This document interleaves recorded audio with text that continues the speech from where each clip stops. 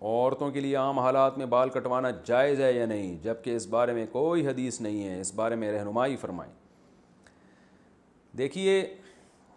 حدیث میں آتا ہے کہ عورتوں کو مردوں کی مشابہت سے اور مردوں کو عورتوں کی مشابہت سے منع کیا گیا ہے۔ اب یہ بات پوری دنیا میں مسلم ہے کہ عورت کو اللہ نے لمبے بال دیے ہیں، تو اس کے لیے بال کٹوانا یہ مردوں سے مشابہت ہے، اس لیے یہ صحیح نہیں ہے۔ بعض لوگ کہتے ہیں امہات المومنین نے نبی صلی اللہ علیہ وسلم کے انتقال کے بعد بال کٹوائے تھے، چھوٹے کروائے تھے، تو اس لیے بعض لوگ کہتے ہیں اس سے پتہ چلتا ہے عورت بال چھوٹے کروا سکتی ہے۔ تو خوب سمجھیں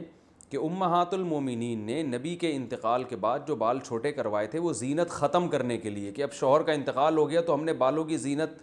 کس کے لیے، یہ تو شوہر کے لیے تھی، تو زینت ختم کرنے کی نیت سے تھوڑے سے چھوٹے کروائے تھے بال انہوں نے۔ جبکہ آج عورتیں جو بال چھوٹے کرواتی ہیں وہ فیشن کے لیے، زینت پیدا کرنے کے لیے، تو یہ تغییر خلق اللہ ہے، یہ اللہ کی تخلیق کو بدلنا ہے، کہ جس چیز میں اللہ نے زینت رکھی ہے لمبے بالوں میں آپ اس کے خلاف کو زینت قرار دے رہے ہو، تو یہ اللہ کی تخلیق کو بدلنا ہے۔ اس لیے عورت کے لیے ناجائز ہے یہ کہ وہ زینت کے لیے کہ بال چھوٹے کروائے۔ اس لیے علماء کہتے ہیں کہ اگر کوئی اس لیے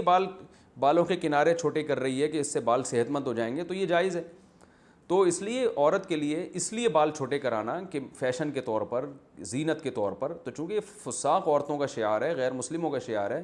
تو یہ مسلمان عورت کے لیے جائز نہیں ہے۔ اور اگر ویسے ہی چھوٹے کرواتی ہے کہ وہ بالوں کی نوکیں چھوٹے کروا رہی ہیں کہ تاکہ وہ تھوڑے سے ایک لیول میں آ جائیں تو یہ جائز ہے۔ اور اگر کوئی اس لیے چھوٹے کروا رہی ہیں کہ بہت ہی لمبے ہو گئے ہیں، سنبھالنا مشکل ہے، تو بھی جائز ہے، لیکن اتنے چھوٹے کہ مردوں سے مشابہت نہ ہو۔ تو اس لیے علماء کہتے ہیں کہ کم سے کم جو ہے نا اتنے بال جو کمر تک آ رہے ہوں اور جو جس میں چٹیاں بن سکتی ہو، بعض علماء نے یہ بھی کہا ہے کہ جو عورتوں کے بال ہوتے ہیں کم از کم چٹیاں بن سکتی ہو اس بالوں میں، اگر کوئی بنانا چاہے